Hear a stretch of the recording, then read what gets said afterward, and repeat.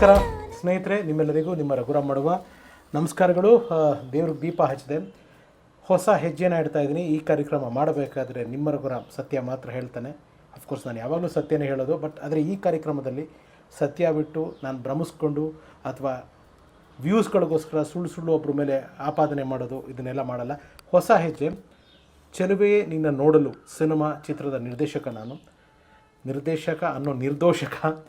So ಆ ಸಿನಿಮಾದ ತೆರೆಯ ಹಿಂದಿನ ಕೆಲವು ಅಸಲಿ ಕಥೆಗಳು, ಅಂದರೆ ತುಂಬ ಒಂದು ಸಿನಿಮಾ ಅಂದ ತಕ್ಷಣ ಜನಕ್ಕೆ ಕಾಣೋದು ಬೇರೆ, ಆದರೆ ಕಾಣದಿರೋ ಸತ್ಯಗಳು ತುಂಬ ಇರುತ್ತೆ.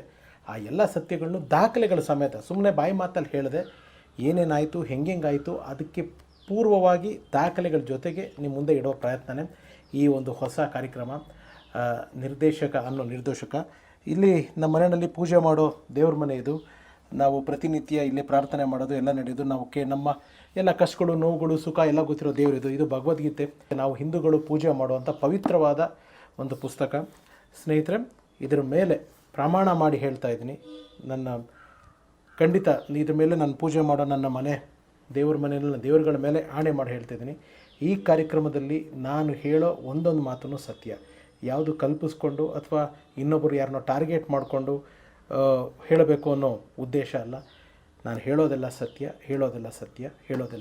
ಸತ್ಯಮೇವ ಜಯತೆ. ಸೊ ಅದಕ್ಕೆ ಈ ಭಗವದ್ಗೀತೆಯನ್ನು ಮುಟ್ಟಿ ನಾನು ಪ್ರಮಾಣ ಮಾಡಿ ನಂತರ ಮಿಕ್ಕಿದ್ದನ್ನು ಮಾತಾಡ್ತೀನಿ.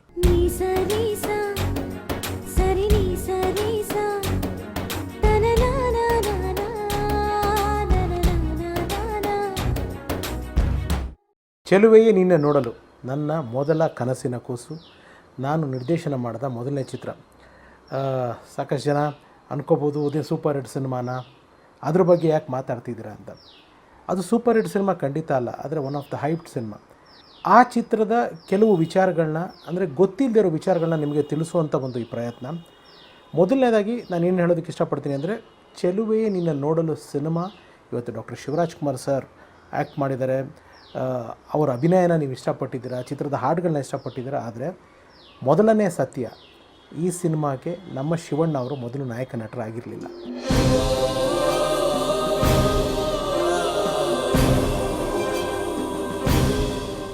ಆಮೇಲೆ ಇವಾಗ ಏನಿದ್ದಾರೆ ನಿರ್ಮಾಪಕರು, ಶ್ರೀಯುತ ತುಳಜಾ ಭವಾನಿ ಕ್ರಿಯೇಷನ್ಸ್ನ ಎನ್ ಸುರೇಶ್ ಅವರು ಕೂಡ ನಿರ್ಮಾಪಕರು ಆಗಿರಲಿಲ್ಲ.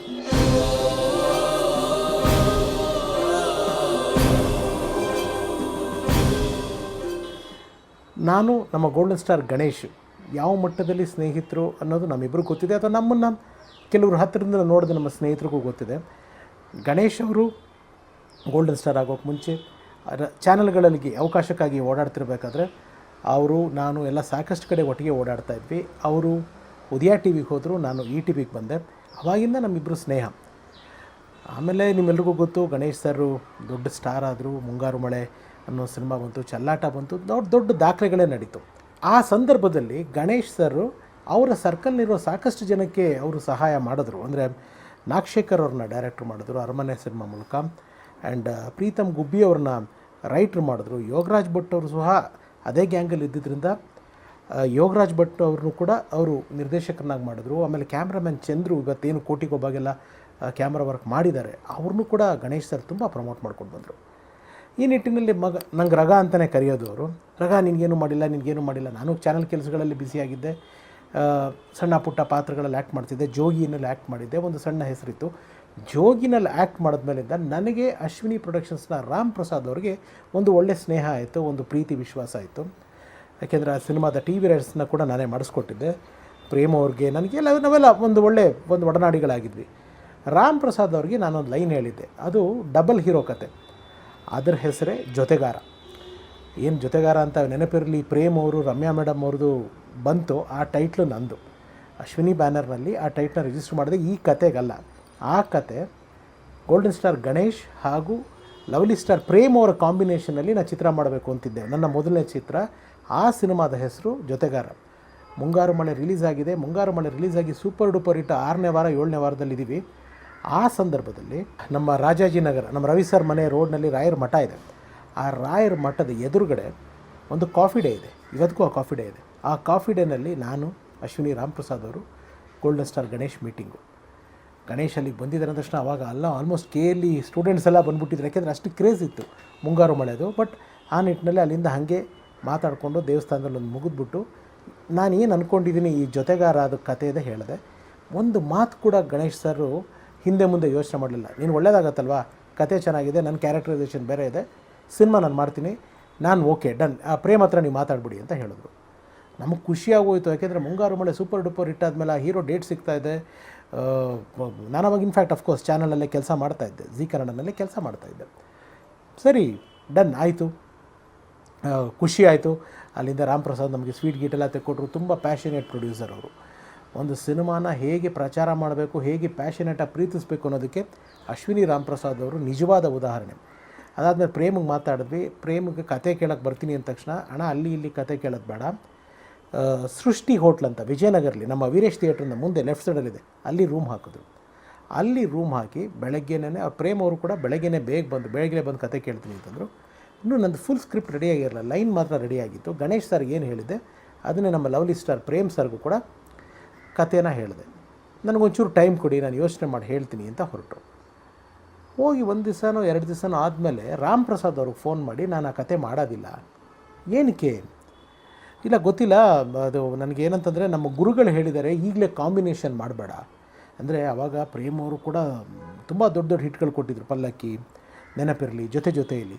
ಗಣೇಶ್ ಅವ್ರದ್ದು ವೇವ್ ಸ್ಟಾರ್ಟ್ ಆಗಿತ್ತು. ಈ 2 ಹೀರೋಗಳನ್ನ ಸೇರಿಸಿದಾಗ ನೋಡೋ ಆಡಿಯನ್ಸ್ಗೆ ಒಂದು ಖುಷಿ ಕೊಡುತ್ತೆ. ಆಮೇಲೆ ಆ ಕತೆ ಕೂಡ ಅವರಿಬ್ಬರಿಗೆ ಡಿಸೈನ್ ಮಾಡಿದ್ದಂಥ ಕತೆ ಅದು. ಸೊ ಅವ್ರು ಯಾರೋ ಗುರುಗಳು ಹೇಳಿದ್ದಾರೆ, ರತ್ನಜ್ಜ ಅವರು ಹೇಳಿದ್ದಾರೆ ಅಂತ ಅವ್ರು ಅವತ್ತು ನಮಗೆ ಹೇಳಿದ್ದು ಗೊತ್ತಿಲ್ಲ. ನಮಗೆ ರತ್ನಜ್ಜ ಅವ್ರು ಹೇಳಿದ್ರೋ ಹೇಳಿಲ್ವೋ ಏನು ಕತೆ ಅನ್ನೋದು ನನಗೆ ಗೊತ್ತಿಲ್ಲ. ಸೊ ಅವ್ರು ಹೇಳಿದ್ದಾರೆ, ಸೊ ನಾನು ಈಗಲೇ ಕಾಂಬಿನೇಷನ್ ಮಾಡಲ್ಲ ಅಂತ ಹೇಳಿದ್ರು. ಕಾಂಬಿನೇಷನ್ ಮಾಡಲ್ಲ ಅಂತಂದಾಗ ಏನು ಮಾಡೋಕ್ಕಾಗಲ್ಲ, ನಾವು ತೀರಾ ಕಾಲಿಗೆ ಬಿದ್ದುಬಿಟ್ಟೇನು ನಾವು ಸಿನಿಮಾ ಮಾಡಿಸೋದಕ್ಕಾಗೋದಿಲ್ಲಲ್ಲ. ಓಕೆ ಆಯಿತು, ಕಾಂಬಿನೇಷನ್ ಬೇಡ, ಆ ಕಥೆನೇ ಡ್ರಾಪ್ ಮಾಡೋಣ ಅಂದ್ಬಿಟ್ಟು ಬಿಟ್ಬಿಟ್ವಿ. ಹಾಗೆ ಸುಮ್ಮನಾಗ್ಬಿಟ್ಟೆ. ಒಂಥರ ಫಸ್ಟ್ ಅಪ್ರೋಚಲ್ಲೇ ನನಗೆ ಈ ರೀತಿ ಒಂದು ಡಿಸಪಾಯಿಂಟ್ಮೆಂಟ್ ಆಯಿತು. ಅಂದರೆ ಪ್ರೊಡ್ಯೂಸರ್ ಸಿಕ್ಕಿದ್ರು, ಗಣೇಶನ್ನು ಒಬ್ಬರು ಹೀರೋ ಓಕೆ ಮಾಡಿದರು, ಇನ್ನೊಂದು ಹೀರೋಯಿಂದ ಸಿನಿಮಾ ಓಕೆ ಆಗಲಿಲ್ಲ. ಇದಾದಮೇಲೆ ರಾಮ್ ಪ್ರಸಾದ್ ಅವ್ರು ನಾನು ಬೇಜಾರಾಗಿದ್ದು ನೋಡಿ ಸುಮ್ಮನೆ ಅಣ್ಣ ಈ ಕತೆ ಸುಮ್ಮನಿರಿ ಅಣ್ಣ, ಇದು ಮಾಡೋಣ, ನಾವು ಬೇರೆ ಕಾಂಬಿನೇಷನ್ ಟ್ರೈ ಮಾಡೋಣ ಅಂದ್ಬಿಟ್ಟು ಅಜಯ್ ರಾವ್ ಹಾಗೂ ಚೇತನ್, ನಮ್ಮ ಆ ದಿನಗಳು ಚೇತನ್ ಅವ್ರನ್ನ ಮೀಟ್ ಮಾಡಿದ್ವಿ. ಚೇತನ್ ಅವ್ರನ್ನ ವಿನ್ಸನ್ ಮ್ಯಾನರ್ ಹೋಟ್ಲಲ್ಲೇ ಮೀಟಿಂಗು ಅಂತ ಹೇಳಿದ್ರು. ನಾನು ರಾಮ್ ಪ್ರಸಾದ್ ಅವರು ಅಲ್ಲೇ ಹೋಗಿ ಮೀಟ್ ಮಾಡಿದ್ವಿ. ಅವರವಾಗ ಬಿರುಗಾಳಿ ಸಿನಿಮಾದೇನೋ ಡಿಸ್ಕಷನಲ್ಲಿ ಇತ್ತು ಅಂತ ಕಾಣುತ್ತೆ. ನನಗೆ ಆ್ಯಕ್ಷನ್ ಫೀಲ್ ಇರೋ ಸಿನಿಮಾ ಬೇಕು, ನನಗೆ ಇದು ಲವ್ ಮಾಡೋದಿಲ್ಲ ನಾನು ಅಂತ ಹೇಳಿದ್ರು. ಅಜಯ್ ರಾವ್ ಅವರು ಕೂಡ ಅಷ್ಟು ಪಾಸಿಟಿವ್ ಆಗಿ ನಾನು ಕತೆ ಅವಾಗ ಹೇಳಿದಾಗ ಈ ಕತೆಗೆ ಅವರು ಸ್ಪಂದಿಸಲಿಲ್ಲ.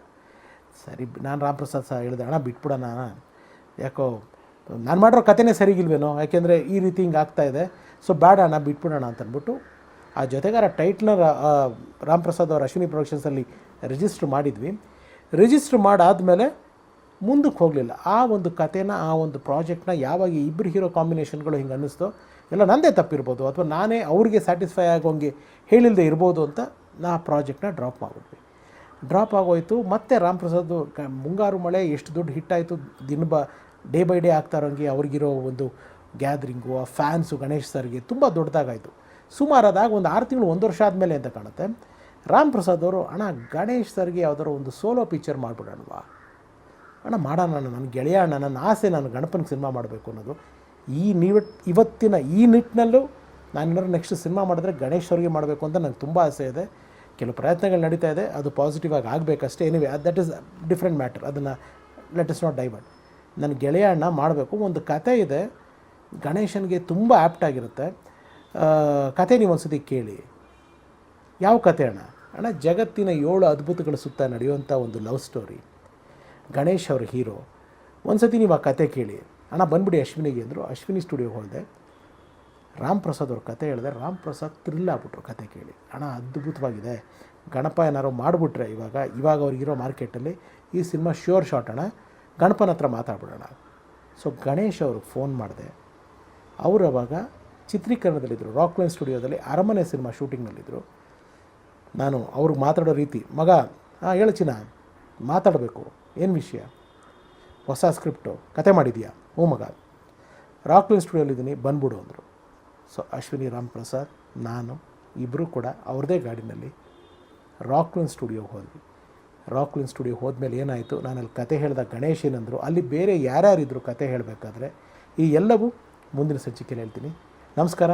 ಇದು ರಘುರಾಮ್. ಸತ್ಯಮೇವ ಜಯತೆ. ಚೆಲುವೆಯೇ ನೀನು ನೋಡಲು ಚಿತ್ರದ ಹಿಂದಿರುವ ಅಸಲಿ ಕಥೆಗಳು. ನಾನು ಆ ಚಿತ್ರದ ನಿರ್ದೇಶಕ ಅನ್ನೋ ನಿರ್ದೋಷಕ. ನಮಸ್ಕಾರ.